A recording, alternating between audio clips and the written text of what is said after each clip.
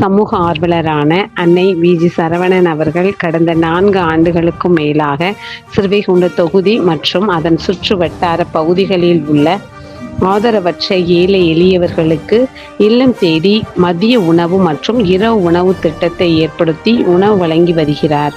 இந்நிலையில் தமிழக வெற்றிக் கழகத்தின் ஐம்பெரும் கொள்கை தலைவர்களுள் ஒருவரான சமூக ஆர்வலர் அஞ்சலை அம்மாளை கொள்கை தலைவராக அறிவித்ததன் ஏற்பால் தமிழக வெற்றிக் கழகத்துடன் இணைந்து தமிழக வெற்றிக் கழக தலைவர் தளபதி திரு விஜய் அவர்களின் ஆசியுடன் கழக பொதுச் செயலாளர் அண்ணன் புசியன் ஆனந்த் அவர்களின் வழிகாட்டுதலின் படியும் மதிய உணவு மற்றும் இரவு உணவு திட்டத்தை ஏற்படுத்தி உணவு வழங்கி வருகிறார்.